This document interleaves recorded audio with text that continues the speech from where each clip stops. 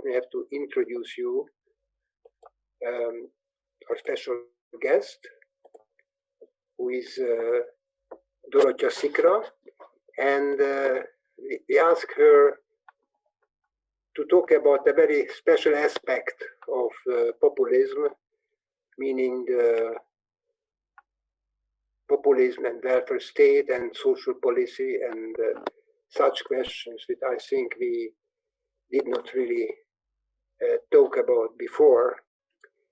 And Dorottya Szikra is an outstanding expert in this area, so that's why we asked her to give a lecture and to participate in a discussion after the lecture. Shortly, I will introduce you Dorottya Szikra. She got her MA in 1996 in social policy, and she got her PhD in 2003 in sociology. She's a senior researcher at the Center for Social Sciences at the Hungarian Academy of Sciences in Budapest, and parallel, he's a visiting professor at the Department of Gender Studies at the CEU in Vienna, where she's teaching welfare state and gender under democratic and undemocratic rule and critical theory of policy and practice. I think it's a very, very important and interesting course. Very shortly about her previous career. In 2016, she was Mary Jahoda visiting chair in international gender studies in the Ruhr University in Bochum, Germany. Before, even during this time period, at the Eötvös Loránd University of Faculty of Social Science, she was an associate professor. She was, up till now, she is working at the Budapest Institute for Policy Analysis as a senior fellow, and earlier, or even from 2011 and 2014, she was a senior researcher in this institute. And between 2002 and 2004, she was an independent advisor at the Hungary Ministry of Health, Welfare and Families. So she's not simply an academic person doing a lot of research on the field of welfare state, welfare policy and such, but she also experienced what does it mean when she's working in the administration and try to apply her knowledge into the actual fields. Her research field is welfare state and family policy development in Central and Eastern Europe. Between 2016 and 2020, she acted as the co-chair of the European Social Policy Analysis Network, and also she has acted as a member of different editorial boards of various journals, including the European Journal of Social Security. There's an online Hungarian journal, which is the socio.hu, and also since 2020, she's editorial member at the Journal of European Social Policy. She has a lot of publications. I just went through how many papers, books, book chapters she already did. Altogether, actually, 73 publications could be counted. And from the 73 publications, 25 book chapters and 7 books she wrote. Her recent publications include, with other colleagues, co-writers, Social Policy in the Face of Global Pandemic, Policy Responses to the COVID-19 Crisis in Central and Eastern Europe, in Social Policy and Administration Online. Also with co-writer, she wrote the new eugenics, gender and sexuality, a global perspective on reproductive politics and sex education in Cold War Europe. It was published in 2020. She wrote co-writers, When Populist Leaders Govern, Conceptualizing Populism in Policy Making in the Politics and Governance, 2020, and Ideology or Pragmatism, Interpreting Social Policy Change under the System of National Cooperation. And this was published in 2019. She has several membership in different academic and professional organizations, and also I mentioned editorial board membership, and she had a lot of awards, scholarships. So I think her academic career were very, very successful, and if we are interested, the problem of welfare state and the populism, how they are meet and how they are working together. She's among the best experts who you should ask to talk about. So thank you so much for your coming and to give us lecture. And the title of the lecture, Populism and the Welfare State. So very shortly, I introduce our guest, and I'm really very happy to see you here. And I'm very interested what you are going to say. So I give the floor to you, and thanks again for your coming. Thank you so much, Antal. I don't think I have ever been introduced in such an extensive manner. So it really is an honor to be with you. And one of the few positive sides of the pandemic is really that we can all be together from all over the world and listen to each other, share our knowledge. And that's a real privilege to do. Maybe before I share my screen, I just tell a few words about my recent research, on which my lecture is built upon. This includes, I think I started in 2016 to investigate the relationship between democratic backsliding and the welfare state and welfare state reform.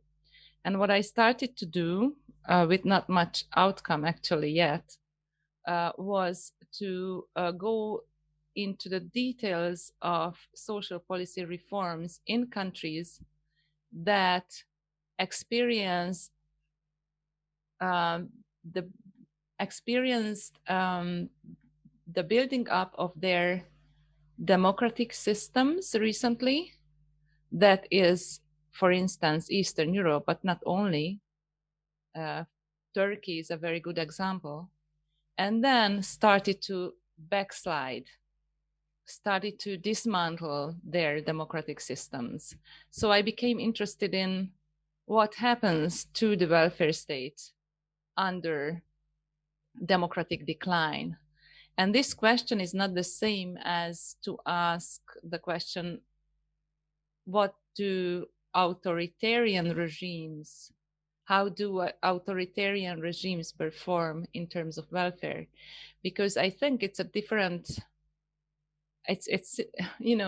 there are similarities, but at the same time, there is a big difference as well between countries like China, and we could name but a few examples, with a long-standing authoritarian rule, and to look into their welfare systems, which is actually extremely important task to do, that the social policy community has not yet, it's kind of started to do, but the relationship between authoritarian rule and the welfare state is not at all clear, not at all established. There is one scholar, actually, an American scholar, Natalia Fordat, who did her PhD in this topic, but I don't see any publications then later on from her on the authoritarian welfare state. So that's one issue. But another issue is what happens when democratic institutions are systematically hollowed or dismantled. What happens to the welfare state then? We are in this situation shooting on a moving target because, and now maybe I can already share my screen and show you my first charts. Because what happens, and what you have heard about earlier in this lecture series, is that a country, country's institutions change over time from a liberal democracy to what we can call an illiberal democracy or a hybrid regime, and then to an autocracy. And when I first presented this figure, Poland, Hungary, and Russia were not exactly on this position. So they are moving, in this line. And the question is, what happens to their welfare systems alongside this path? I know that the title of the lecture series does not include democracy or democratic backsliding, but rather populism. But as I listened to the earlier lectures, I understood that the lectures were designed so that you are actually talking about authoritarian rule or new authoritarianism and populism together, and you do not delineate these two phenomena. But for the sake of understanding of what I'm talking about, I now differentiate between democratic backsliding and populism and try to explain what we know about their relation to welfare state change. So then, oh yeah, and I wanted to talk about my research.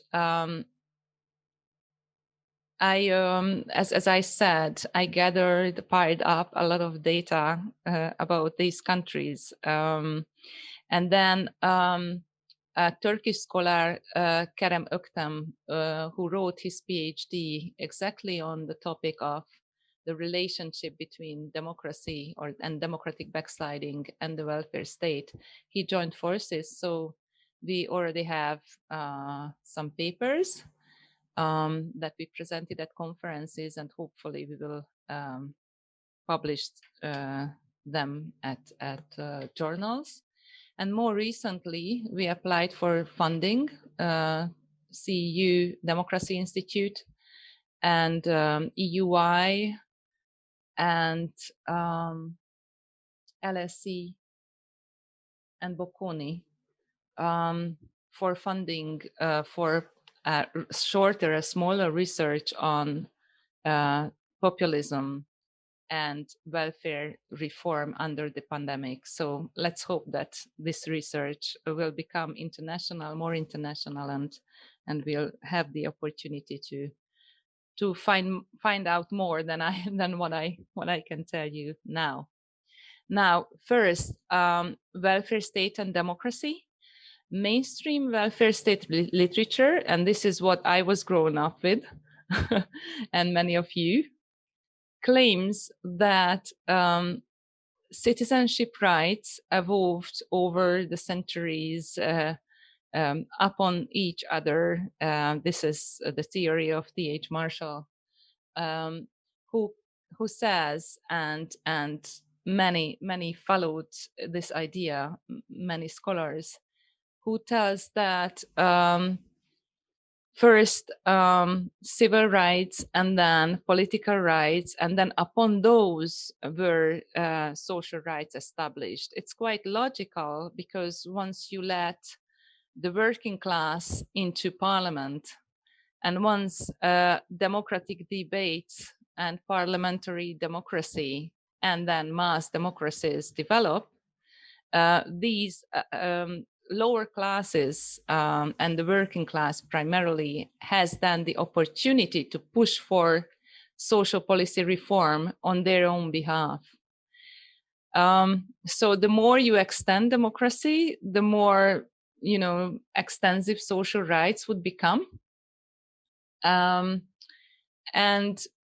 then mainstream Western literature actually didn't even deal with this subject, because they took it as they took it absolutely for granted that a plural liberal democracy would produce more welfare, because more voices would be heard, and more discussions, for instance, public debates or white papers in the UK were democratically discussed, and that would lead to, you know, the integration and of course pressure groups pushing for certain welfare changes. That would lead for more needs recognized by the state and institutions established to help those needs to be met.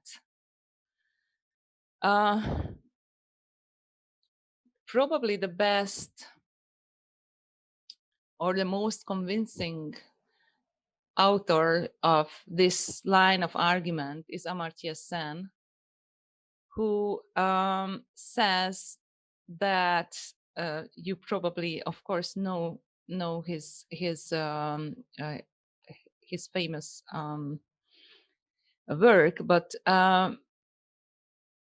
most importantly, he says that there is no famine under democratic rule.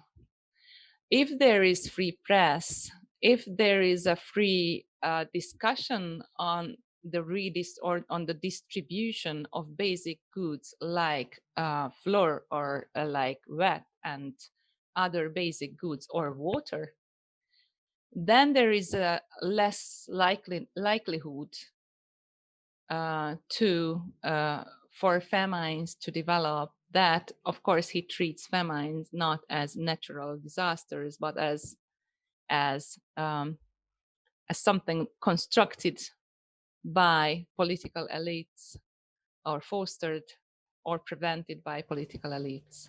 So these are really convincing theories to claim that if there is no democracy, there is a decline of welfare, and if there is democracy, there is welfare or well-being, more well-being for the population. At the same time, we know that historical examples sometimes tell us just the opposite.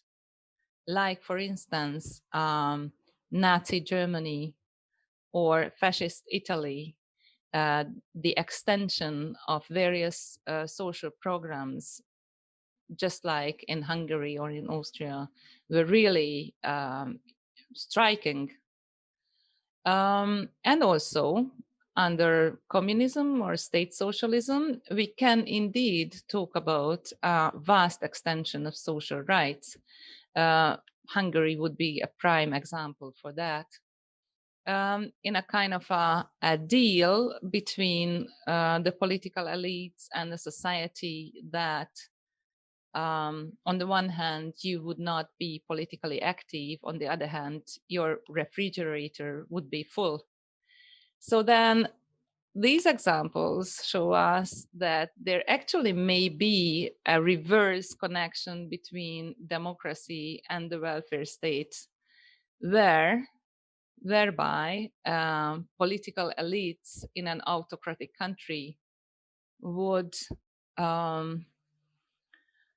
would build up social policy and more general welfare benefits and institutions to build legitimacy in an undemocratic situation. I will talk about populism as well, I promise, a little later on.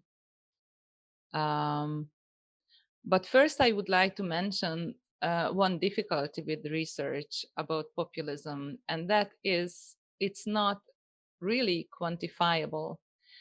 Democratic decline and development is quantifiable, but I don't know of research. If you do, please tell me about how you would quantify the development of populism. This is important because in my area of studies, social policy, you measure things with, for instance, expenditure on various public programs, or you measure poverty, or you measure welfare state effort on various areas. And then it would be nice, that was my initial idea, it would be so nice to compare democratic development and decline and welfare state effort. Actually, my Turkish colleague I mentioned, Kerem Öktem, did that. I just couldn't find that figure where he made a huge regression analysis about authoritarianism and welfare efforts. And unfortunately, I have to tell you that that graph did not tell anything. So if you just pour into data on democracy and data on welfare effort, the connection, the relationship will not be evident at all. Because, of course, so many other things influence welfare state development. What you see here is the VDEM data on Turkish democratic development and decline. Here, of course, why Turkey is interesting for me, for us, is that similar to Eastern European countries, there was an upheaval of democracy that you see here, and then a huge decline by today.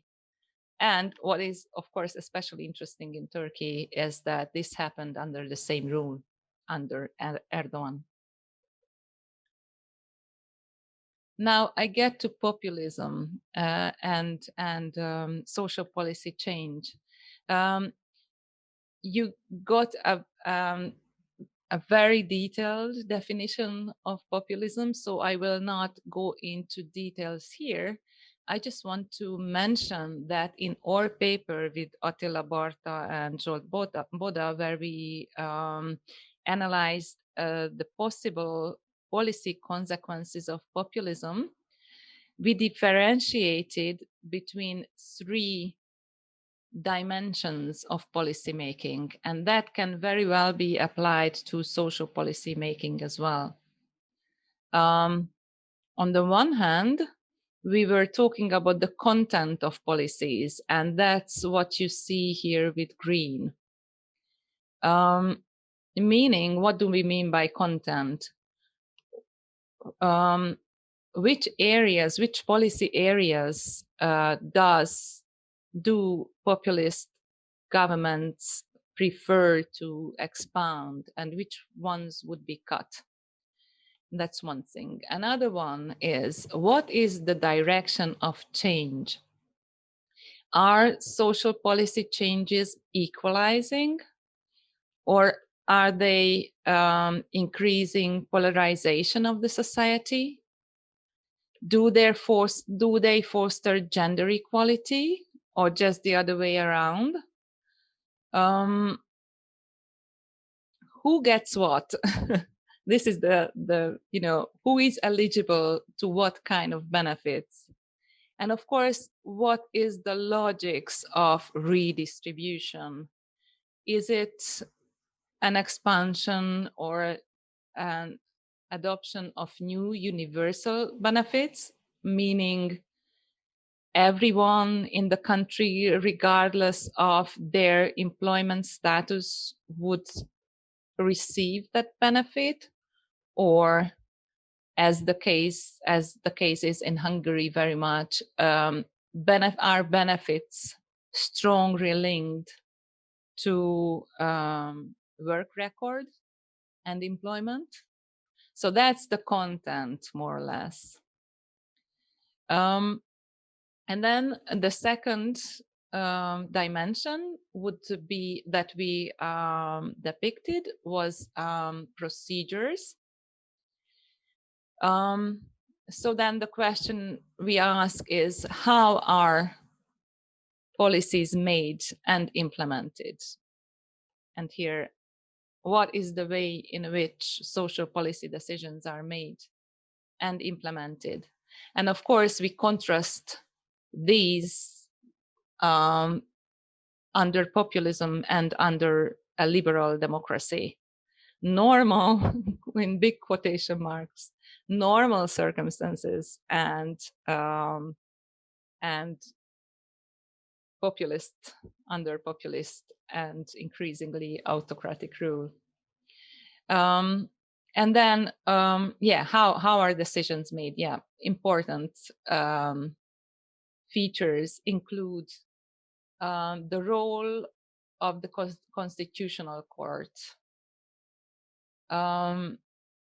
changes related to social rights in the constitution, the role of parliament in making decisions, and parliamentary committees, public debates that are compulsory in the most important social policy areas within the EU. So the EU prescribes countries to hold those public debates and to include and to invite civil society actors into discussions. And then what is the role of epistemic communities, including experts? And then the third big area or dimension of policy reforms is the discourses. What kind of discourses accompany social policy change under populism? And I will go into details and give you examples to these under populist rule. That's what my lecture will be about. You did talk about populism in detail and whether that is a positive or a negative phenomena. I just wanted to mention that Orbán, or Prime Minister, said that he could be considered a populist when he was asked by Politico. The problem is nobody knows what it means. It does not sound bad in Hungarian ears, he said. Being a populist means that you try to serve the people. It's positive. That's what he said. Indeed, serving the people is also meant in terms of welfare and well-being, providing welfare to the population. So then,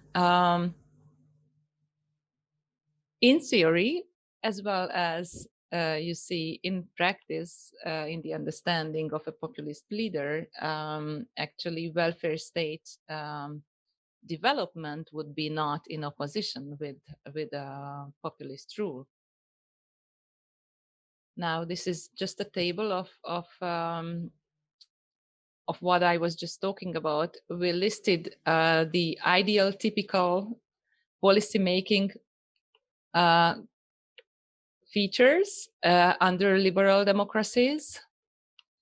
I just highlight a few things, maybe one of each dimension. for instance, there is a central role of mainstream policy paradigms that are supported by area-specific policy expertise. This is extremely important. For instance, in pensions, there are certain actuarial rules, and they're well-established experts behind social insurance institutions, and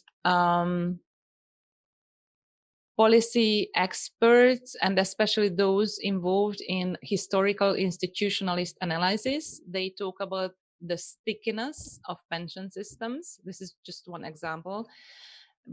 Stickiness meaning that it's extremely difficult to change pension systems, especially to initiate paradigmatic changes.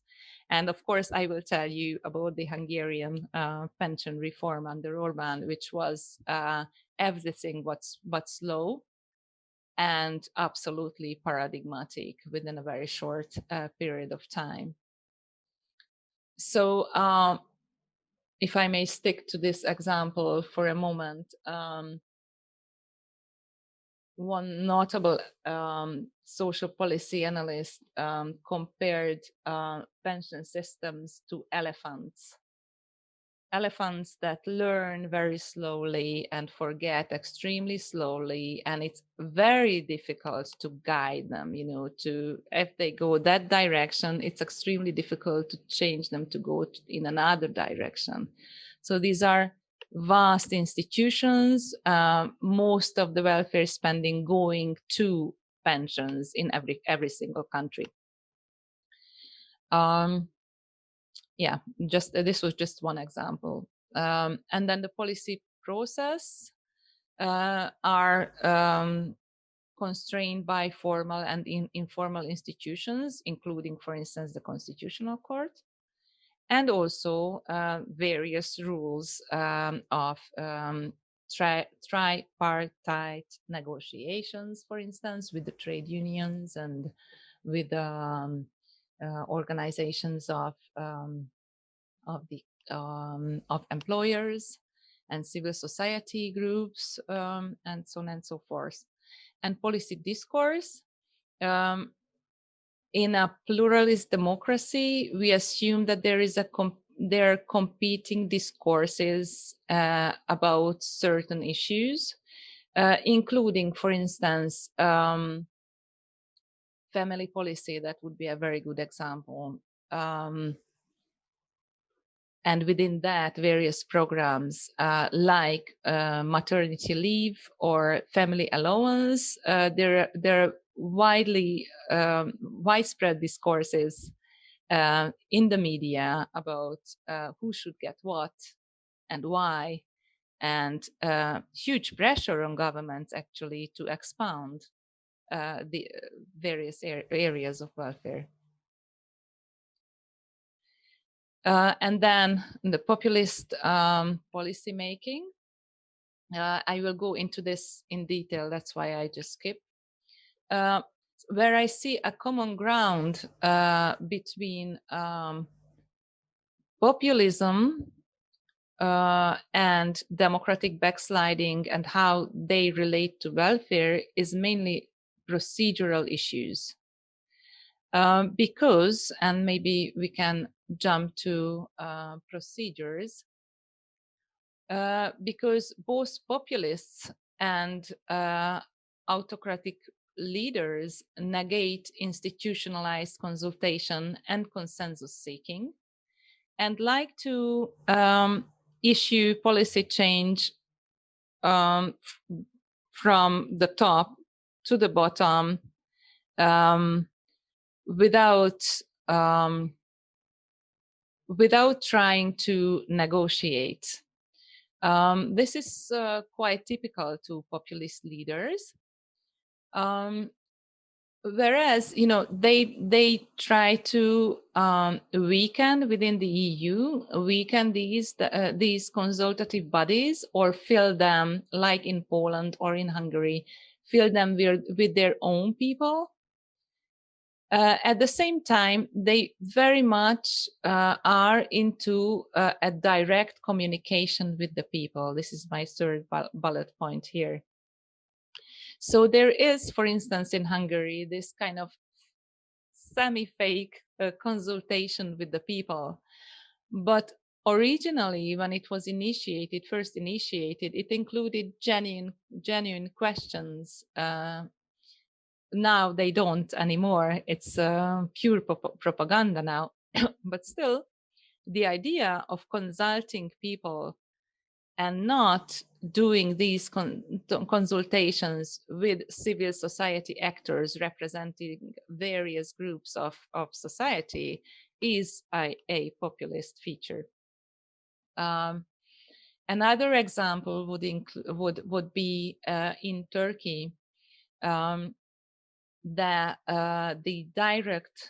the possibility of a direct claim to the prime minister's office if someone experiences something bad in the healthcare system, in hospitals. And that, of course, has to do with blaming doctors and making them the faulty for any problems experienced in the healthcare system.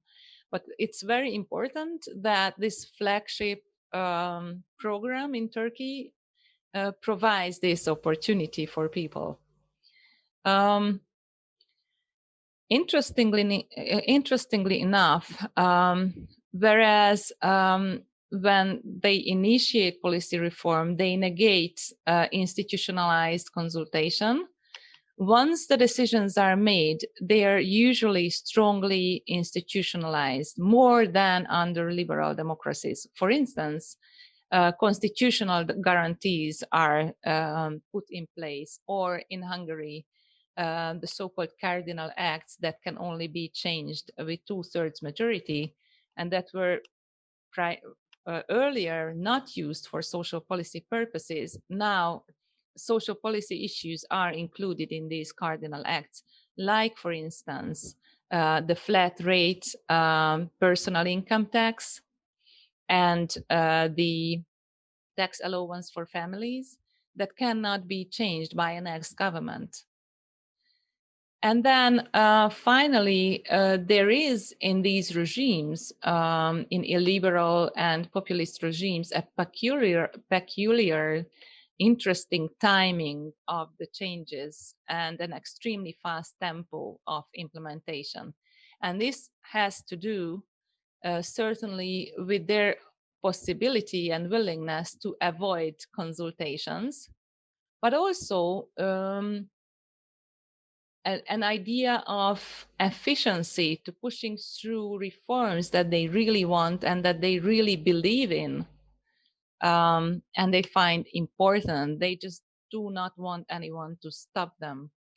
So usually these regimes, including Kaczynski's and Erdogan and also Orbán, they come to power after an austerity period with social promises. And at the very beginning of their terms, they initiate huge welfare reforms, and usually they fulfill the promises that they made under the austerity previous government. So there is big change at the very beginning of their rule, and then pushed through in an extremely fast tempo, and then more silence. And then when the next elections come again, big programs initiated, pushed through, and build up legitimacy through welfare. Now going back to policy content. So what is the direction of change? We see that all of these countries are what we call pension-heavy welfare states. They prioritize pensioners and the elderly. At the same time, they also prioritize families. And these countries are, of course, conservative, right-wing populist or traditionalist government, Russia, Turkey, Poland, and Hungary. And it's extremely interesting how similar their ideas and their communication are about the so-called large family, 3+ families, families with 3 or more children are given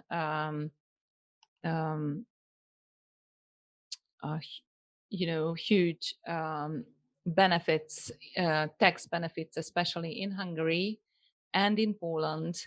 But also Turkey prioritizes the so-called large family and traditional gender roles, but I will talk a little more about that. There are radical changes as opposed to incremental changes that we see. Well, mainstream literature on the welfare state tells us that most of social policy reforms are incremental and gradual, and they relate to smaller settings in the terms of whole settings of various benefits rather than initiating huge overarching changes. Well, these governments don't do this. They initiate radical changes. For instance, I think the best example is the 500+ program in Poland that is now really famous, providing unseen resources universally by now, without linking them to any kind of previous employment to all Polish families. But at the same time, a new parental leave system was adopted in 2016. Much less is heard about that. But this is the very first time when in Poland, non-employed parents, primarily mothers, receive a parental leave.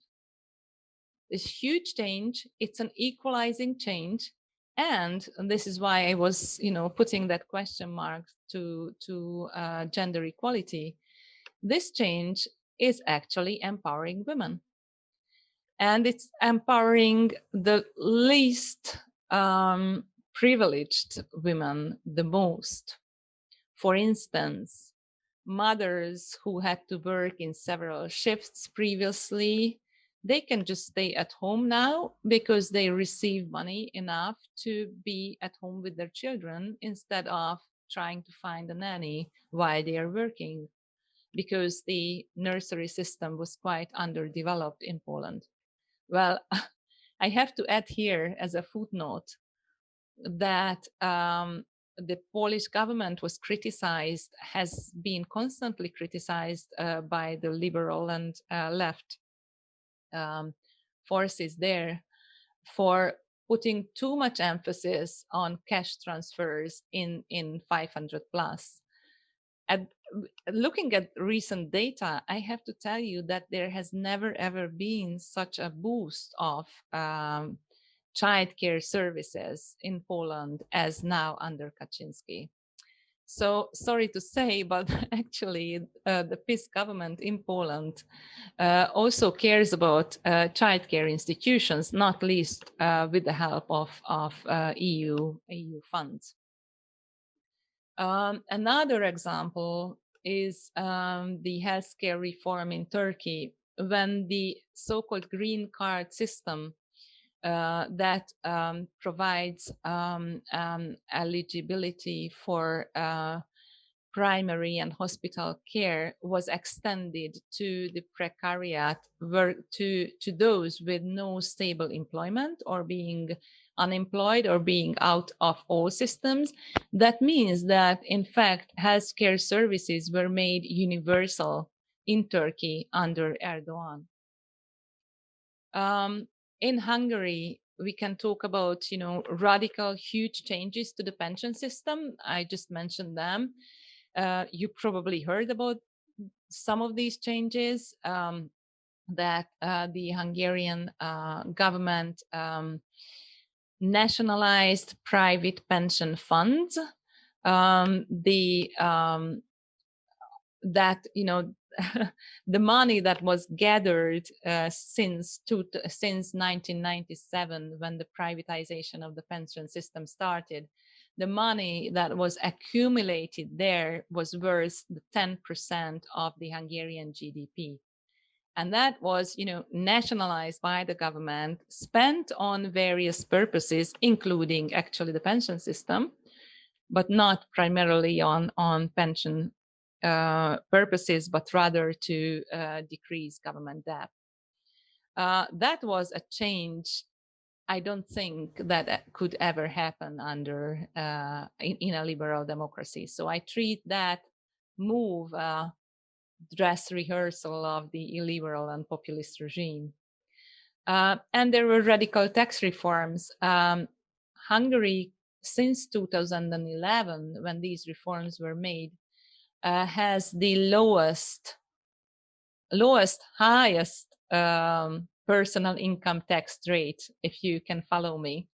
So the richest pay the less in terms of personal income tax within the whole OECD. That is currently 15%. That is the highest and the lowest personal income tax rate. At the same time, we also feature the highest VAT, value added tax, with 27%. And both of these reforms actually help the rich. And I mean, not the increase of the VAT did not help the rich, but the cuts in the highest personal income tax rate helped the rich. And they were bad for the low income earners because the 0% personal income tax rate was diminished. Still, somehow, people did not really revolt against these tax reforms. What I want to say is that these are extreme cases of tax reforms from one year to the other. Now, there is an issue whether these reforms are equalizing or not. I already touched upon gender equality in Poland, but maybe and some other examples from Turkey. There have been, as I said, universalizing efforts in the healthcare system. And at the same time, a boost of social assistance for the poorest, and also a boost of public works programs, just like in Hungary. You would think that the Turkish government would initiate polarizing reforms with relation to ethnic minorities like the Kurds. But what happens is very surprising, is that in fact there is more social assistance welfare going to the Kurds. So it seems that Erdogan tries to pacify the Kurdish minority through welfare, whereas, you know, it is in war or in military conflict with them. It's a very interesting and complicated issue, I would say. In Hungary, it's very clear that the government's intention with all social policy reforms, every single one, is to strengthen the so-called working population, and at the same time cut all benefits to the so-called non-working population. So there is an increasingly sharp division. By now, it's like it's a huge gap, also in terms of monetary, you know, situation of these people between the working and the non-working. In fact, the working people, including those who are on the minimum wage, do fare better, much better, and their increase of income is really, really huge and notable. I will show you a graph on that. Whereas the downsliding of the non-working, those on social assistance and the unemployed, is really, really devastating. Now, of course, the coronavirus puts us in a new situation, and will put our government in a new situation as well, because the number of the non-working was boosted, and they were still not given any handouts or any help from the government. So I'm very curious to see what happens to the government's popularity, for instance. Of course, we see what happens to the people. There is starvation and there is homelessness increasing. How much time do I have? Not much time left. Yeah.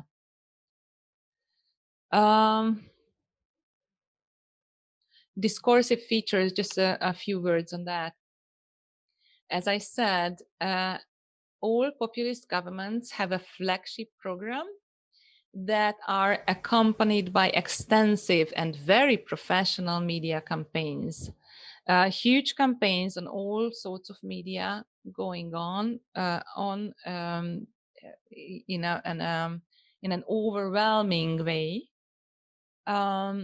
that are not really like a propaganda, that are not really seen in liberal democracies. Umut Korkut, Turkish political scientist, also coined the term discursive governance. That means change in people's behavior and even maybe well-being only through discursive measures. That is, for instance, in Turkey, celebrating large families, telling mothers that it's, telling how great motherhood was. The same in Hungary, celebrating the family and that kind of feeling, how great it is to live in a family, and so on and so forth. There is an emotional communication going on also in welfare, that pictures war and enemies all the time.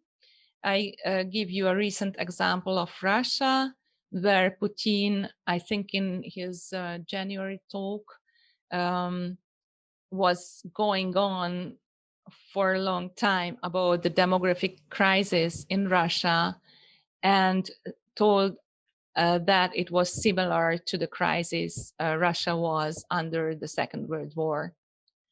In Hungary, the so-called migration crisis is put in a sharp opposition in governmental propaganda with the Hungarian families, with celebrating the white Hungarian family, and then posing this enemy, this black-faced migrants that would pose a huge trouble to the whole nation. So we have to grow from within. That's what Orban says. And of course, this is a very nativist discourse, which I quote here. Orban extended this to even before the migration crisis, 2011, when he said that Europe should not build its demographic future on immigration.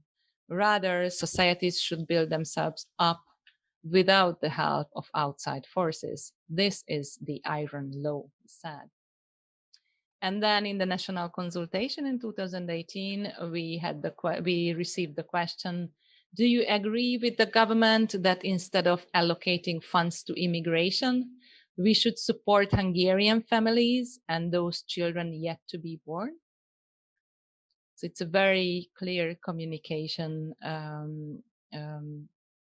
that poses these oppositions. There are some of the placards, Hungarians know well, against George Soros here, and then immigration, and then professional media campaign about families with the logo, with the state secretary, who is by now the Minister for Family Affairs, and these nice campaign videos about the family and and happiness everywhere. And of course, there are lots of promotion coming from the government that make the Hungarian families happy. Now, back to my initial question. So, do we see an illiberal or populist welfare state on the rise? Can we depict any special features of populist social policy making? Overall, we can say, and I have to emphasize that we are in the initial phase of research, that there is no overall welfare decline with the decline of democracy and with the rise of populism, of right-wing populism and left-wing populism for that matter. There are flagship programs that are expanded by the government to a huge extent. There are dramatic, paradigmatic, and quick changes pushed through by governments that sideline veto players and the former mainstream expertise and all the knowledge that we took for granted for many, many decades. There are polarizing efforts, but not always, not in every country in terms of class. And there is always a very strong framing of crisis and the enemies of the well-being of people.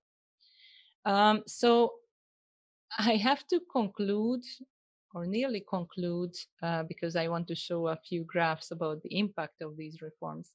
But I have to conclude that it's quite sad to say that welfare reforms that we see may serve a longer-term rule of populist and authoritarian rule. They are designed so, they're popular among the people, and they make these rulers popular on the longer run. And to underpin what I just said, I show you on this graph, you see, you don't see you do see the countries, okay. Hungary and Poland and the absolute poverty rates, that is severe, very severe poverty. Poland with the gray here, huge downsliding. And if you would look at child poverty rates, they're nearly, child poverty by now, thanks to 500 plus program, are nearly eliminated under the current government. And also in Hungary, whereas there was a huge upheaval of poverty under and after the crisis, not least due to the social policy of the Orban government, now there is, thanks to economic growth, but also partly to some of the measures of the government, there is quite a steep decline. We'll see, of course, what happens with COVID. And another graph only about Hungary. My colleague Ákos Huszár calculated and compared the so-called subsistence minimum that is calculated by statisticians, how much money you would need to live a normal life in that given society, and the statutory minimum wage in Hungary. The minimum wage was vastly increased since 2015 by the Orban government. And for the first time in history, it actually surpassed the subsistence minimum. That means that if you are in the minimum wage in Hungary, which is several millions of employees, especially in small ventures, they actually, they fare certainly much, much better than under socialist rule here in the early 2000s. At the same time, of course, those who are unemployed and who can take part in the public works program, their so-called public workers' minimum wage was not increased. So there is a huge and increasing gap between the working, those who are gainfully employed on the formal labor market, and those who cannot be integrated in the labor market.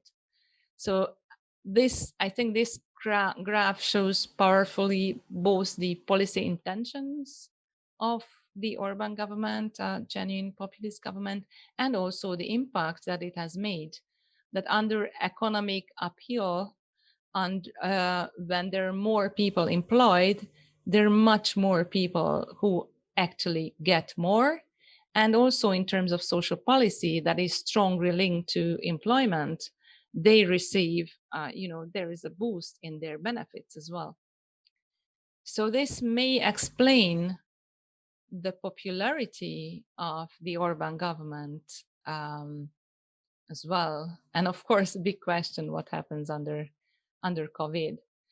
So thank you so much for your attention. And I suggest you some further readings on my last slide with cooperation with my colleagues. And the second one, my interpretation of social policy change under Orban.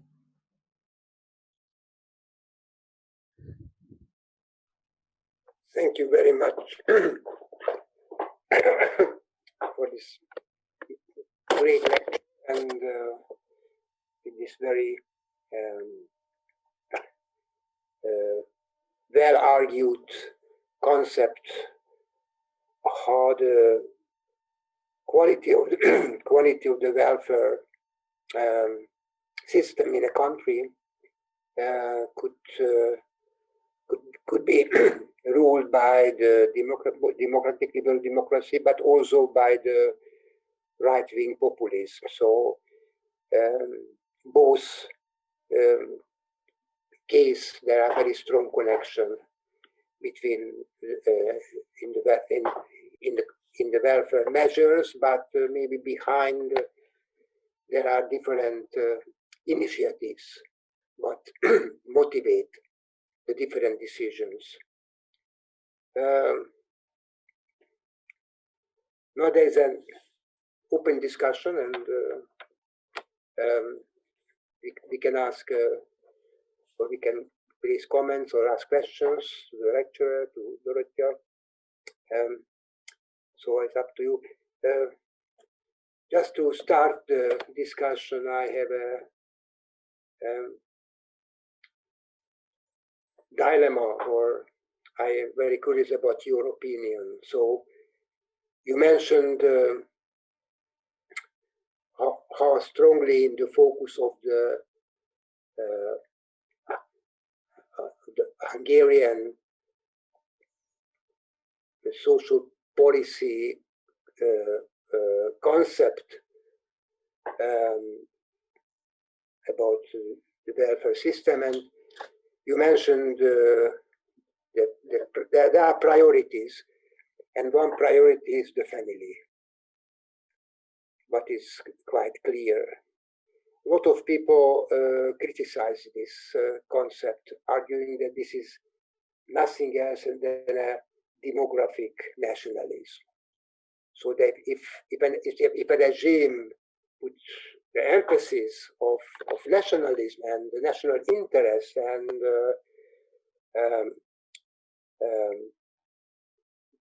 the goal is to build a strong nation and successful nation, what I think not far from Orban idea, then necessarily one crucial point is the family policy and the demography, the demographic trend, and what you also mentioned that Orban concept that Hungary doesn't need immigrant labor, but instead we want to achieve our economic development and success based on the increasing number of young people who can flourish the Hungarian economy and GDP and well-being, actually. So here I think there's a very strong connection between an ideological concept and a very concrete welfare measure. And they are working on it because there is a full-fledged concept how the family is in the focus and how they can have the families, not all the families, of course, but those families who are what you mentioned, who are working. It's again, it can be seen as an ideological principle that there are the served and the unserved poor, for example, and only the served poor must be helped who are ready and who are capable to work. And those who are not working, they are forgotten, they are left behind. The regime doesn't. Maybe they offer something, the public work, but as you show on this last graph, it was very far from the minimum wage. So that was a very impressive empirical illustration how this differentiation in the real life produce very serious inequalities. So what do you think about this whole demographic nationalism? Shall I wait for further questions or answer this one right away? Right now, I don't see anyone actually. So let's answer I to see Jean. Oh no, Agnieszka did. Okay, maybe we can collect 2 or 3 questions and then you can answer to all the questions. So, yes, I would do that. Jean also would like to. Okay. And Jean Cohen also would like to. Okay, Agnes. Okay, I just especially referring to the end of your lecture, it was very interesting to see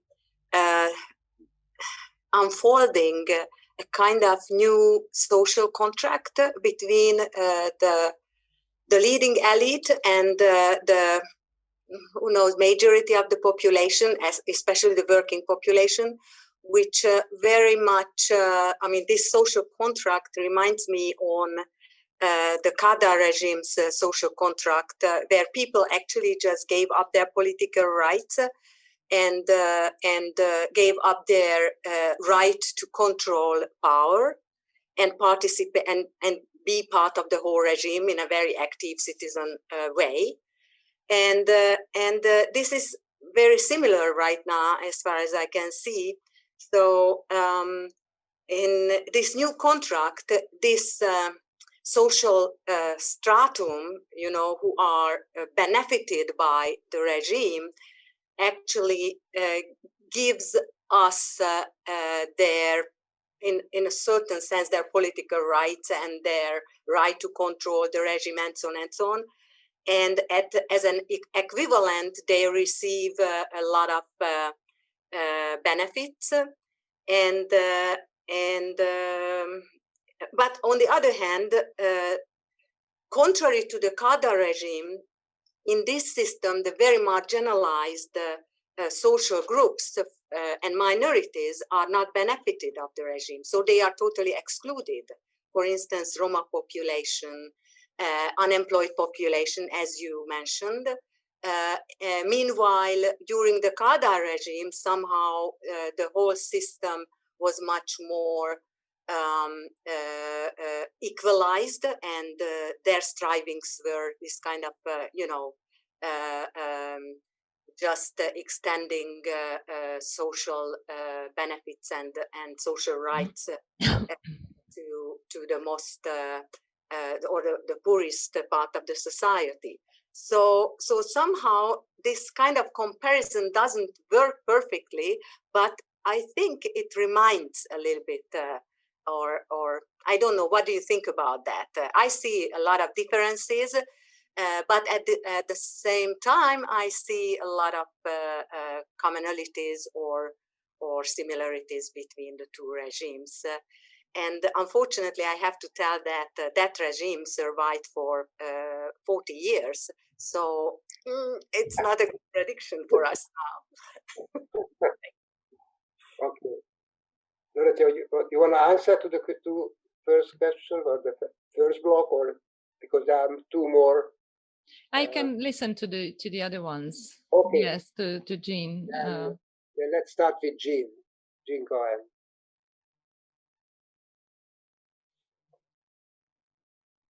Can you hear me? Yes, we hear you. Thank you for this presentation. It was interesting and depressing.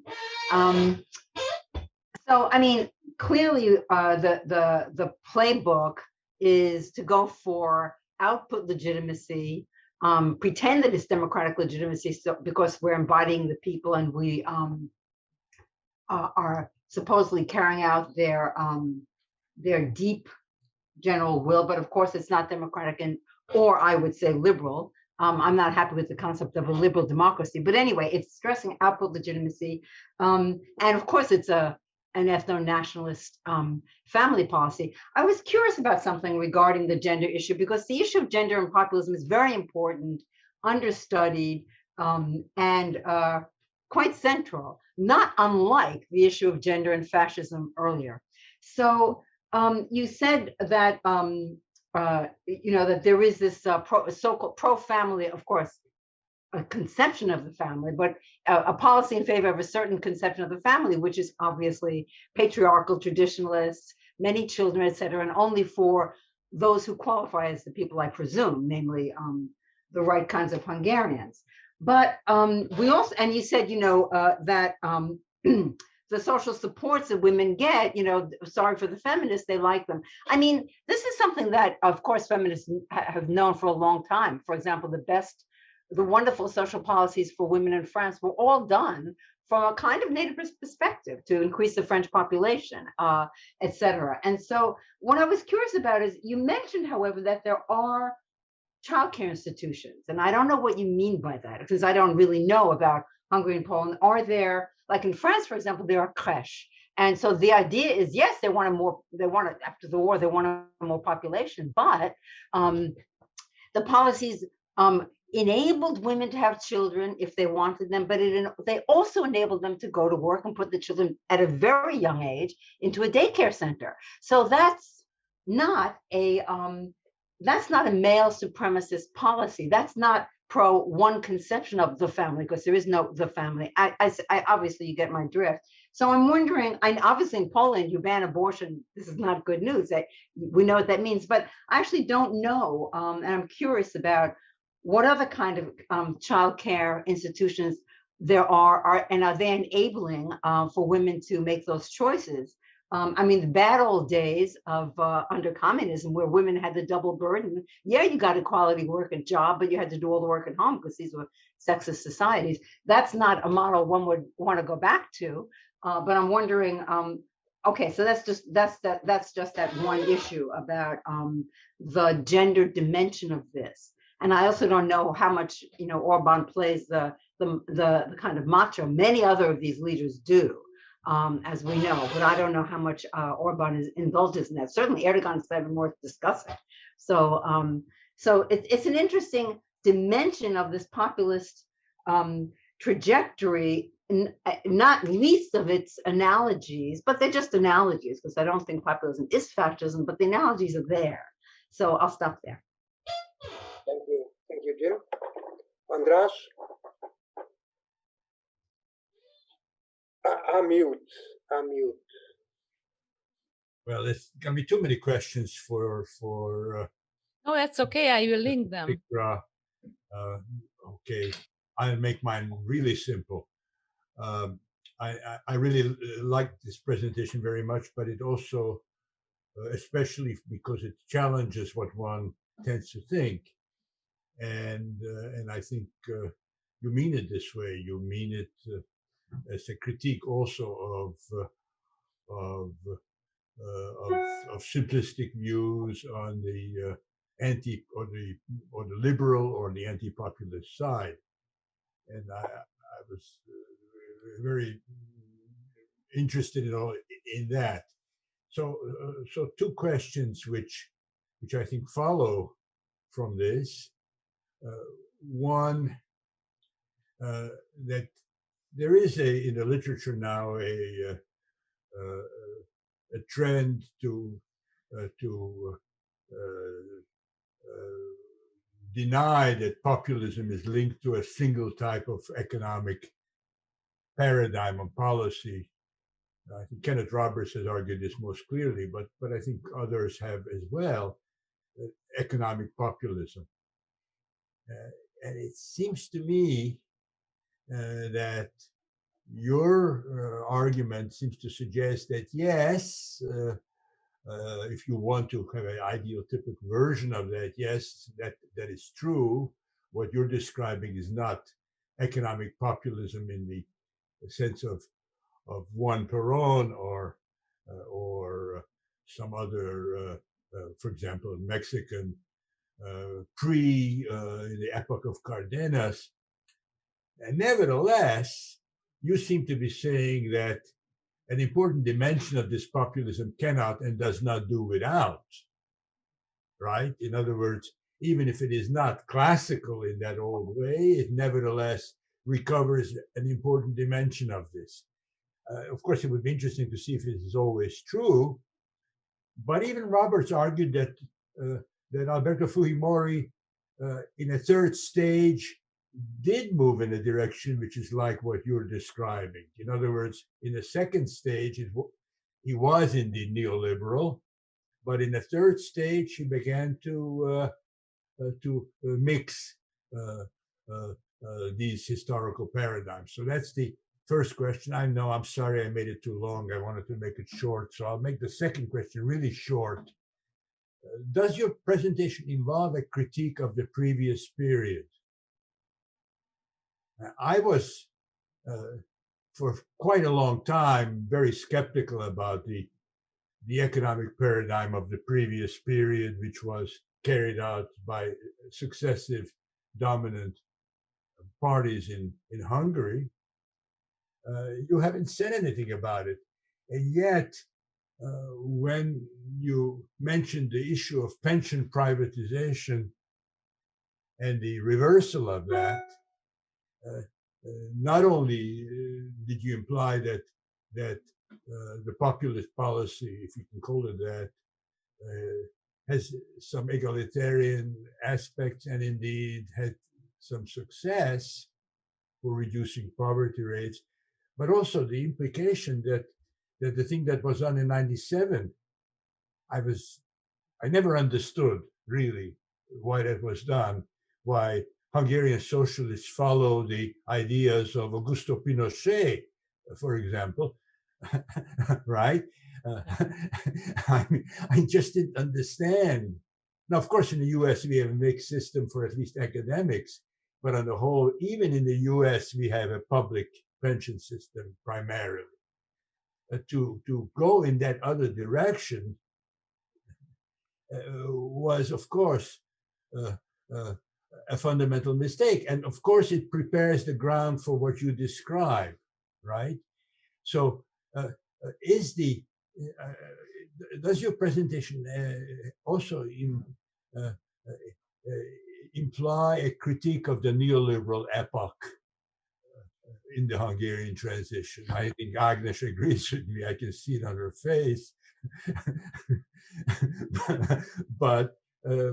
But you know, a lot of the colleagues don't. I could not push Béla Greskovics to really say that. And I see on the face of Antal, and well, Antal and Martin, the faces look different on this. but let's leave people from this group to the side. I think that the Hungarian economics profession has never exercised any self-criticism on this subject. Now, you're a sociologist, and sociologists have been not on the same side in this for a period, but still, you have not articulated that critique. And I'm interested if that's part of what you really are trying to say. And that's important because it means if we go somewhere next, if there is a place for us to go next, what is it? It's going to go back to the glorious period of the transition previously, or is it really to figure out something new, which, you know, Tina or no more experiments, these were the slogans of the early 90s. apparently the idea of something new was not very popular then. But can Orban be defeated without also figuring out something new? Okay, sorry.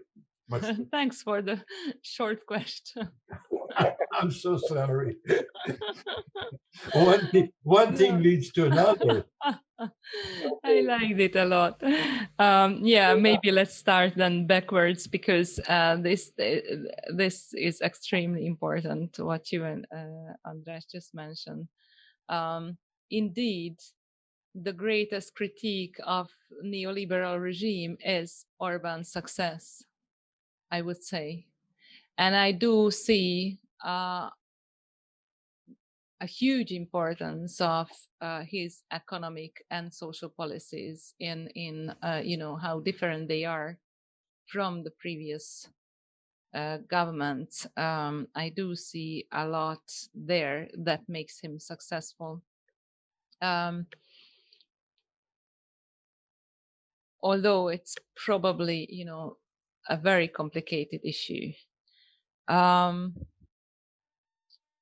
then, maybe first about pension privatization. The pension privatization was pushed through by the socialist liberal coalition, actually in a way that I was just describing as a populist, policy procedure, without intending to make any consensus, without sitting down with Fidesz and Fidesz's experts to discuss and maybe find a middle ground, but just abrupt, huge change, very quickly pushed through with the help of the World Bank.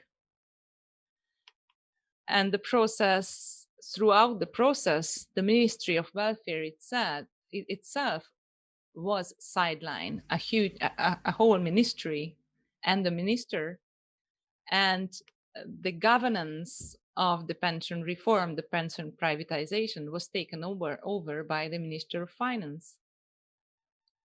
So indeed, and Fidesz was from the start critical with the pension privatization on ideological grounds, on saying it's a national institution and that we don't want to serve foreign capital with pension privatization, because that was the aim of pension privatization, to invite foreign capital into the country, and providing opportunities for banks and multinationals, private insurance companies to make their business.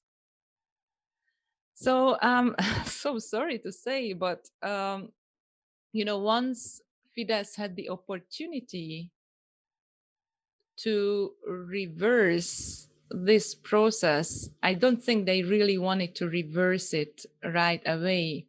But because they deal with the EU did not work out, they asked the EU in the middle of the financial crisis to extend the so-called derogation on not including the private the gap in the budget made by the transition to the private pension system.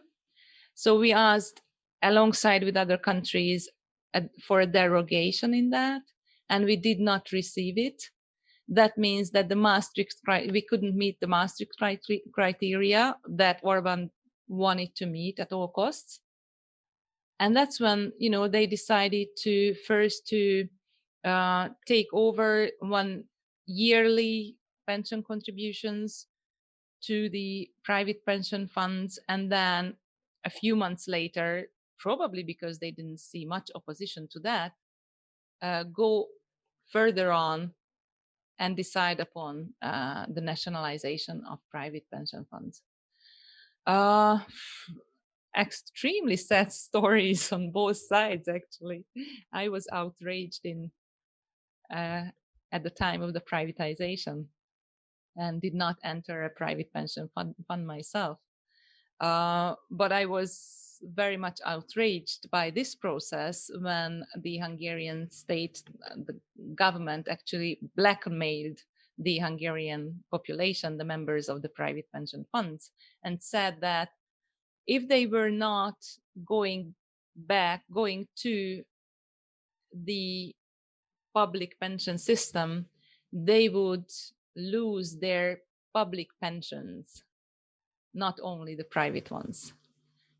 So then everybody was entering or going from their own will, of course, to the public system. And then when this happened and 96% were transferred to the public system, then the government said, oh, sorry, I was wrong. I don't, of course, everybody will receive their public pensions, you know. So it really was an extremely,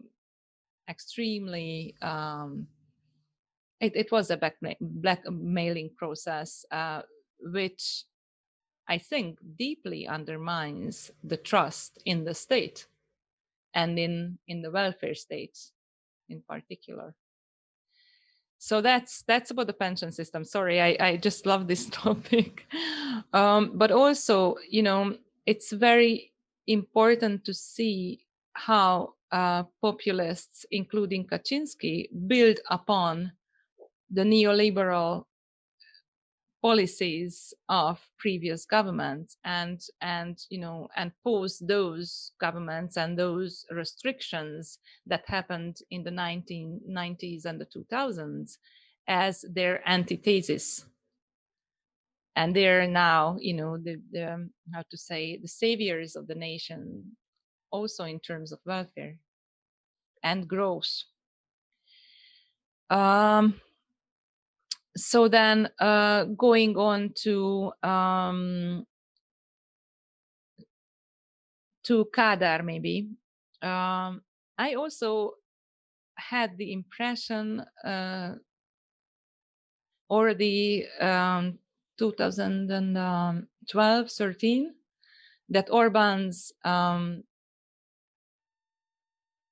attitude maybe to welfare reminds one to state socialism and to Kádár, and not least because the idea of the workfare society that he describes as being in opposition to the welfare state. You know, he said that we do not want to build a Western type welfare state, but we want to build a work-based society. This indeed reminds one to the socialist times, the state socialist times, in the sense that there was a compulsion of work, compulsion of employment back then, and all the social policy benefits were linked to employment. You could hardly receive a penny, any social assistance, if you were not employed in the state sector. Every single social policy measure was linked to employment. So besides building on the old ideology, and now I'm going to Antal's question as well, of undeservingness, undeserving poor and deserving poor, and making that end of 19th century, early 20th century modernization ideas and ideologies feature in the 21st century, you know, that you have to be a hardworking man, and that is when you're poor, that's what makes you a deserving person, apart from if you're frail and if you're old or if you're a child. So if you are deserving in 19th century poor law, if you're disabled, if you're a child, or if you belong to the elderly, and if you're an able-bodied man, you are only deserving if you work, if you do the compulsory work in the workhouse. So that ideology is brought back by Orbán. So it's this idea of very strong between the two world wars in Hungary and the Kádár regime's compulsion of work. They all seem to feed into this ideology of work-based society. And I was myself very surprised to see, when I went through all the welfare measures Orbán made, that in every single policy area, from pensions to family policies, including disability policies, this deservingness ideology and the work-based society ideology is very consistently leading all the reforms. So there is a consistent ideology in this sense, to your question, and policy mainly fits the ideology. This is not, and this is partly true to gender, and now I'm going to Jean's question, that there is a traditionalist ideology, a celebrating of the patriarchal, healthy white family, and there are policies that serve this healthy, unproblematic family, white family. However, if you look into the details, and one of these details is indeed crashes, you asked childcare institutions. It's not institutions, it's rather, childcare services, meaning crashes and kindergarten. It was a very surprising turn of both Orbán and Kaczynski to expand care in crashes and provide an opportunity for working mothers to use these services. In fact, in 2016, a program that we social policy makers and feminists waited for a long time in vain, now initiated by Orbán in 2016 to increase the availability of crèches in small settlements in the countryside. And huge money is invested in there, partly EU money, but also money from the Hungarian state, and what's the word for that, plenipotentiary, like a special person on the level of state secretary, who is actually a former nurse, is now appointed, or has been appointed, I interviewed her, has been appointed to cater for that program and to make sure that it's implemented. And she is on the state secretarial level and a genuine, professional. So indeed, under socialist and liberal rule in Hungary, or in Poland for that matter, for decades, no change in this respect. In Hungary, coverage was 10% of the under 3-year-olds. In Poland, it was around 2 for 2 decades. And now in Hungary, it's around 18. In Poland, it is close to 10. How can you explain that? I don't know myself. Maybe one answer that I have is, again, this, you can call it neoliberal ideology, which then is in sharp opposition to what I just said previously, but Orbán's ideology is neoliberal in the sense that he wants people to work, including women, actually. So, and wants to cater for multinational companies, especially German car companies. That is, of course, for men. But female employment has been extremely important since 2014 for Orban. And in fact, for Erdogan as well. Female employment in Turkey is like boosting. Polish women and Polish mothers have been working before Kaczynski as well, much more than in other Eastern European countries. So there is not a big change there in this respect, but in Hungary and Turkey, certainly. So while there is a celebration of traditional gender roles, I wouldn't say that Orban either in words, rhetorically, or in his policies would have sent women back to the kitchen. I don't think so.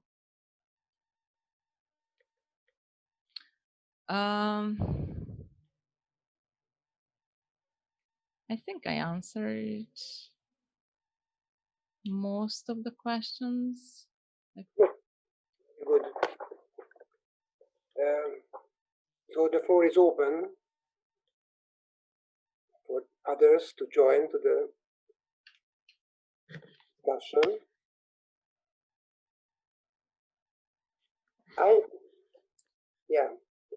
So what I want to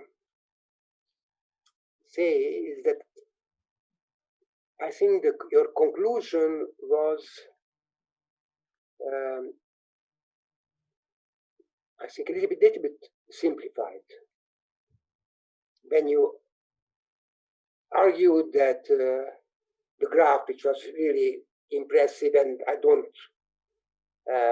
I'm fully accept that the graph is correct and such, because you said that this is, let's say, the main reason that Orban is so popular. I'm not sure that this is so simple, because I would turn it upside down. So first of all, for Orban, the most important question is the power, and to guarantee that he cannot lose the power. So what is the election result? Second, that I do not see that the Hungarian society fully support Orban. What he calculated, that if he has Hungary is 10 million, let's say less than 10 million, 9,700,000 people, plus the double citizens from outside, from the neighboring countries. He calculated that if he manipulated the constitution and the electoral law, then 3.5 million will guarantee that he has a 2/3 majority. So that's the most important priority. This can have a consequence, of course, what I will mention. The second is that, turning back to Agnes' comment, and I don't want to say any positive about the Kadar regime, but if I compare the Kadar system and the Orban system, in the case of Kadar system, it's a very vulgar or very simplified and very simple what I will say. Behind the decisions, I see a clear rationality based on the calculation that there are, let's say, 10 million people, and these people, this is not a number, these are 10 million people. In the case of Orban, the people, I think he never think about the term of people, concrete individuals. He has an imagined view how he wants to see the country as a nation, and he wants to create a nation. This is why I think that the nationalism is everywhere, what he is doing. So this is somehow directly or indirectly plays an important role, the nationalism and the priority of the national interest. Just mentioning one example, that let's say we have 500,000 people who emigrated and live somewhere abroad, he doesn't care about it because I think he considered that because it's an imagined community in his mind, the Hungarian nation. And these people who were able to leave the country, these are not Hungarian, these are cosmopolitan. So he doesn't mind that 500,000 people left.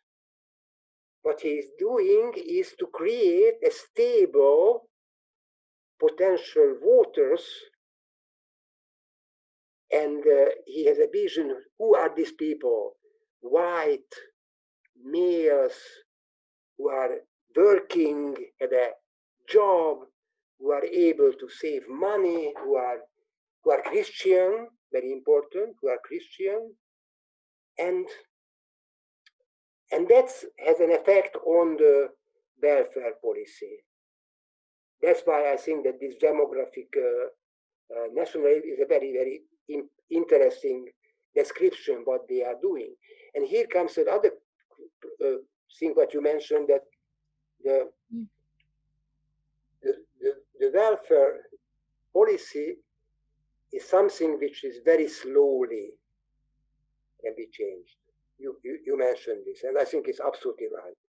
And here comes a past dependency also, because in the communist system or state socialist system, people with completely different reasons and concepts, they got a lot of privileges. And these privileges, they want to save and don't want to let them go. And Orban knows this, maybe not in this way, but he is feeling that this is something. So this is why, for example, in Hungary, the abortion is not an issue, because the abortion in the society is an achieved right. And even if there are a lot of brutal regulations, and even if in a demographic point of view, it would be a crucial question whether abortion is free or not, he doesn't want to touch it. He wants to leave it there. And I think he has a concept which determines that almost all the major service sectors were very, very strongly reshaped. The pension system, the education system. There's one system which was not, because never from the transition any government touched the system, and that was the healthcare system. And that's an interesting problem. Why? But he underfinanced, so he tried to keep it on that low quality as it was. He didn't want to spend a lot of money, because right now that's happening in the education. You know that they privatize the whole higher education. They don't hesitate to do this because he has an interest behind this. But the healthcare system was untouched until now, which was it's a deep paradox that in the middle of the corona crisis, he made a reform and lost 4,000 medical employees. So the problem is that the welfare system can be changed very slowly. The people, the society, want to save their previous achievements and rights, and he wants to change it. Change it according to a virtual, an imagined Hungarian society, was it in his mind. This is why he left behind a lot of people who emigrated, who are sexually different, who are not living in family where there is a man and a woman, who are not Christian. So, and I think it must be captured by his welfare policy ideology.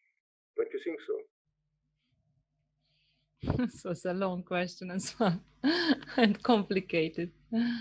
Complicated. I simplify inside the whole story because No.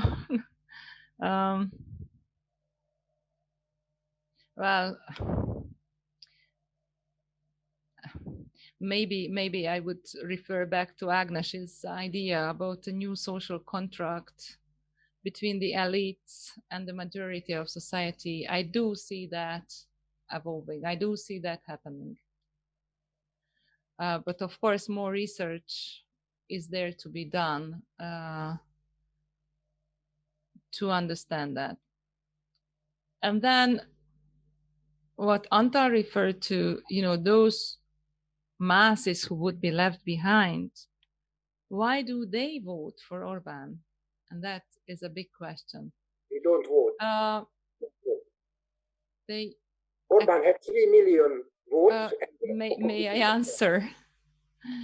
I know from my colleagues, including Marci, that poor people living in the countryside overwhelmingly vote Orbán.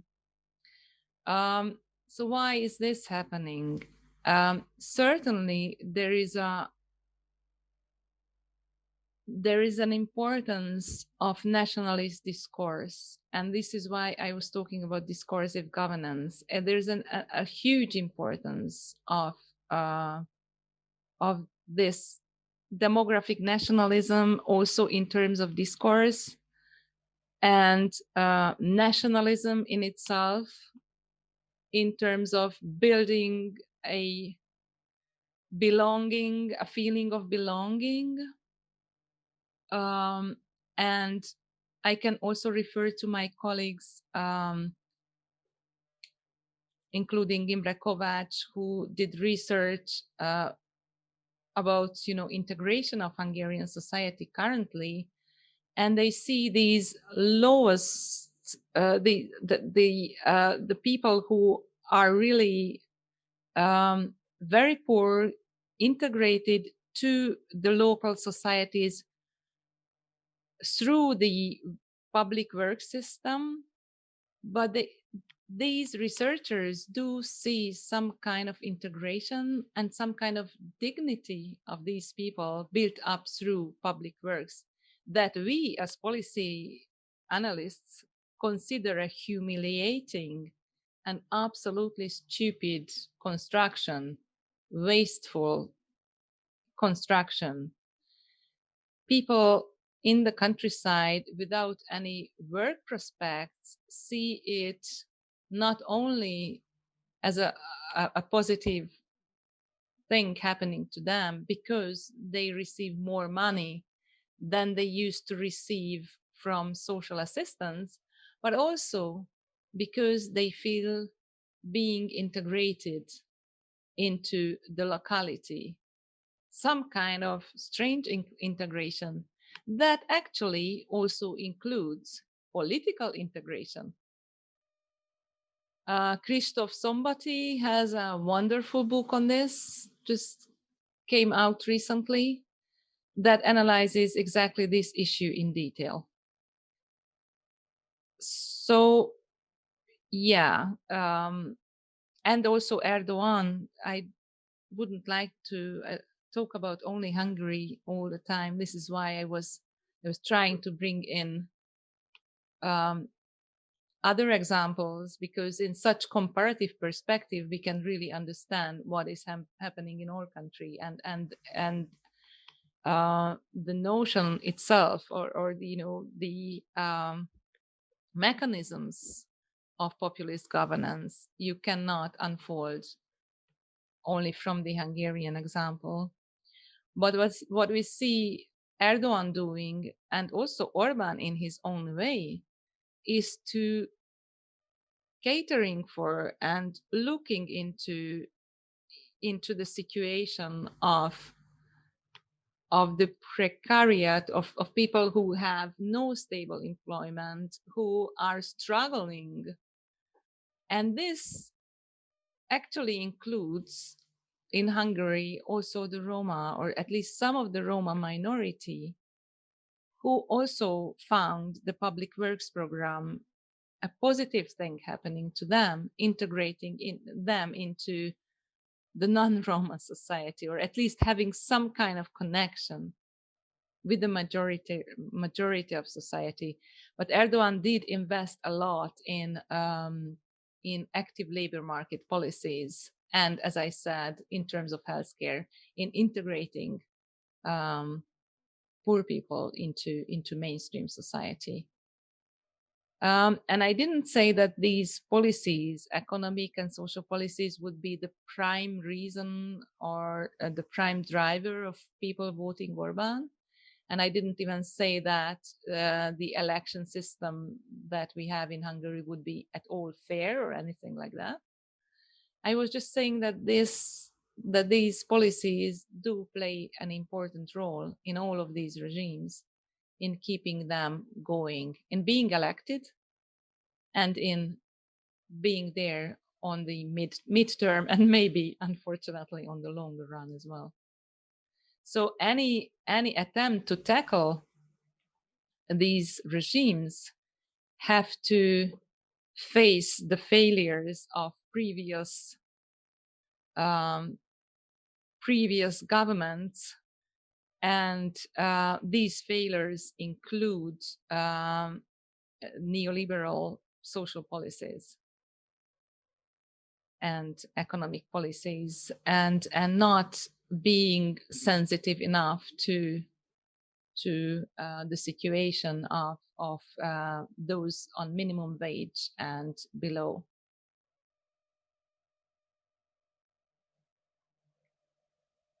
Yeah. Yeah. Okay. Oh, I'm sorry, Jean want to say something. Yes. Yeah, unmute. Can you hear me? Yes, yeah, Yes. perfect. Now, I just wanted to compliment you on the incredibly nuanced nature of this presentation. I mean, you don't try to paper over. Obviously, I doubt that you're a major fan of the stuff that you're talking about, but you don't try to paper it over. You're honest about its successes. And I mean, what the takeaway is that these guys, especially Orbán, is a brilliant opportunist.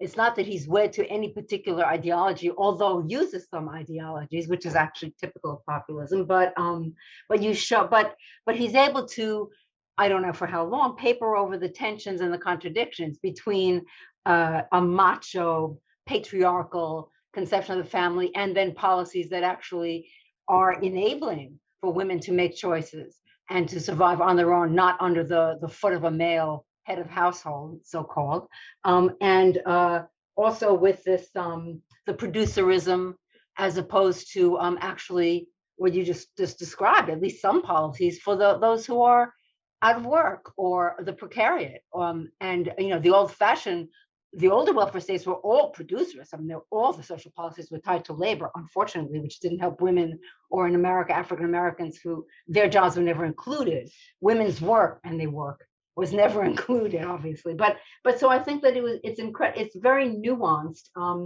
but that you have within it probably many more tensions and dynamics that it'll be interesting to see how they play out in this context, and whether this, you know, opportunism.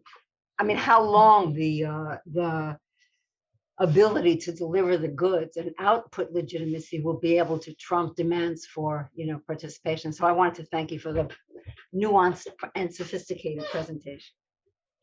Thank you. Thank you. The floor is open. We have a few minutes, so. I just had a very, very bad association. You remember during Not again. Excuse me? No. Not I mean, again. It's a little bit you longer. had the one with Kadar, yeah, previously. I know, but it's a little bit. It has a little bit more historical background. It is about the reform age. If you remember, you know, Kossuth and all these kind of reformers before the revolution of 1848. And it somehow, and Bibo wrote about this, how the social development and the political freedom goes against each other in the Hungarian history. You remember of this very remarkable thought? And somehow I don't know. So I just had this impression after your presentation. You know, this kind of social development in a way. You know, it's which is, I think, incredibly contradictory. It's no question about that, and it needs to have a lot of other further analysis.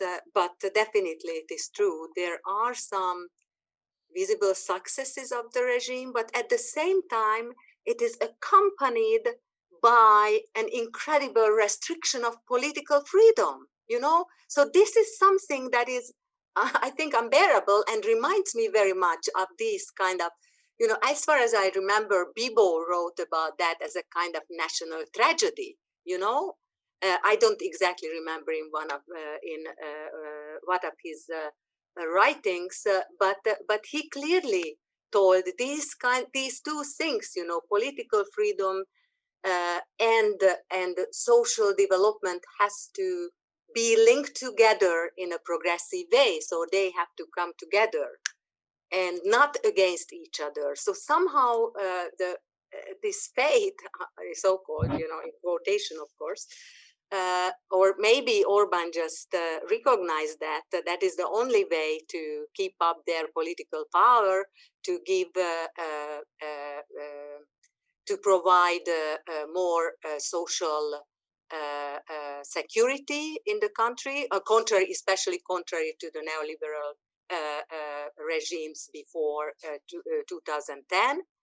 And at the same time, actually restrict political freedom and undermine rule of law and all those things that we experience on daily level. But it is, for me, it is a very concerning association, you know, and I don't know. I mean, maybe it is just, it has just a Hungarian connotation. I don't know how does it happen in other countries. That's it. Thank you. Well, I mean, I agree with that, but I think you anticipated this argument when you have presented authoritarianism historically, both in the state socialist and fascist forms, as being able to deal with the welfare issue. And perhaps more dramatically, if you actually look at Germany in the 1930s, you know, the redistributive policies with respect to the ethnic German part of the population, the big majority, were more dramatic and more successful than anything elsewhere, even 3 years social democracies later, right? And the New Deal is not as universal,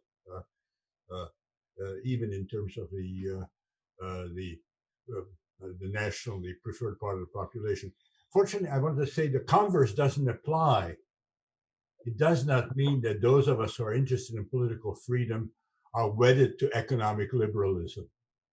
Because if that were true, then of course you would have a very bad choice in front of you, either authoritarianism and welfare, or democracy and dramatic inequality and dramatic neglect of significant part of the population. It's not a choice. And historically, we know it's not a choice because social democracy in one historical period, the 30 glorious years, showed that it was possible to have both political freedom, democratic organization, and at the same time, social democratic policies. I mean, now, the question we face now is that with the crisis of that particular mix, is there something else that we could recommend? Is there something else that we could invent? In the United States, I said this to Bela, but it did not impress him much for obvious reasons. We're just embarking on an attempt to reinvent the combination of freedom and welfare, right? Now, the United States is much, much larger and its economy is a world economy on its own. So one Hungary alone cannot, right, discover what needs to be discovered in the present situation. But Europe is larger, right? And so, in a way, the guilt is not only on the part of my economist friends in Hungary. I mean, I always pick out János Kornai as one of the main culprits. But in any case, the guilt is in Berlin and other European capitals, right?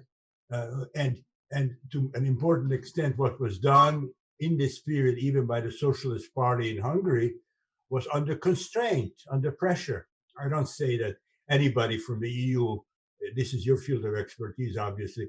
I don't think the EU imposed the pension reform. This was not an EU requirement, was not part of the conditionality, I don't think.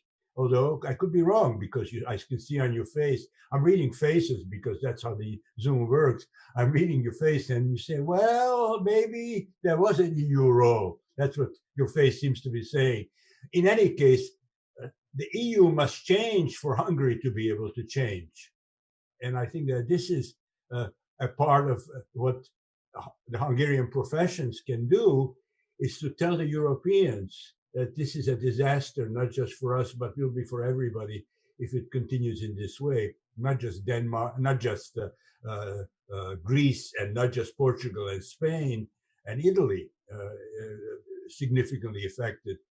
It will be the rest also. Populism is not only strong in the unfortunate Central European countries, right? And so I think, I think we must work on this together, all of us. And I think your kind of work is pretty exceptional, because it does not see the populists have no point, that they are that they just did what they did because they are power hungry, or because they're demagogic, or perhaps because they are nationalists of a certain type. No, they also had a point. Their criticisms of what came before. I think very fairly you said Fidesz opposed the pension reform. I didn't know that. Fidesz was also an opponent of the Bucharest package. That I did know. So, in fact, right, they didn't just demagogically invent these things when in government. Anyway, I'm sorry, again, I said it's going to be short, and it wasn't what I said. This is what's called mansplaining in the United States, and we tend to engage in it too much, but it was a wonderful presentation. Thank you so much. If I may just say a final word about, what could be done or what is going on then, because I see the situation also in political terms pretty hopeless and really tragic. What we have done a research on. We are engaged with Marty in a research about civil society in Hungary, and we completed a research on, and this may be interesting, sorry, for you, with women's feminist and also conservative women's groups, civil society activism, and what they do. And what we have seen, to some of our surprise, is that those feminists who were sidelined, those civil society groups who were, blacklisted and hustled by the tax authorities, and in all sorts of way, really, really badly attacked, they started to go grassroots, go back to these small villages we just talked about, and to create women's circles, and these groups of women, they left their comfort zone in Budapest middle class circles, and went down from necessity, went to see the face of other women who were not from their own, Budapest-centered circles. So we see increasing solidarity among them, and increasing empathy and attention to the poor, and also to Roma women. So I'm not saying that this is the solution, but I see this happening in Hungarian society now. And for instance, in the case of feminism, that has been very much a middle-class centered phenomena in all countries, maybe elsewhere as well, is opening up. So I'm not saying that living in an increasingly autocratic regime that is not anymore a democracy is a good thing, and I don't see the way out. But I see increasing solidarity with those who fare, the worst in this regime. That's a nice final conclusion, because that's positive, and we must be positive. That's what we believe in the future. Thank you so much. Before I say goodbye to you, I want to mention that next week the lecturer is András Kalibas, who will talk about the logic of dictatorship. And András will moderate the lecture, and then we have in the program we have two final classes, but we merge the two classes into one. So our final meeting will be April 30th, and that will be a roundtable discussion of political alternatives to populism. That's the title. So the last class in the semester will be on April 30th. But we are waiting for you April 23rd. Then we have the next lecture. And again, I want to thank you, Dorottya Szikra. Absolutely important and very interesting and very inspiring lecture. So I think intellectually you could achieve that. You raise the attention, and we have think about what you said.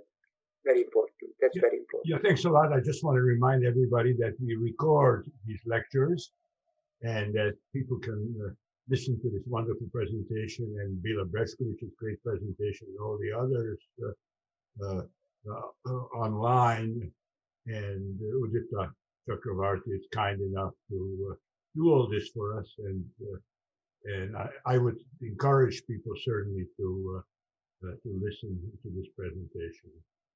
Thank you. Thank you so much. Thank you, Dorottya, and have a good weekend, and see you next week. Thank you so much. Thanks a lot. Bye-bye.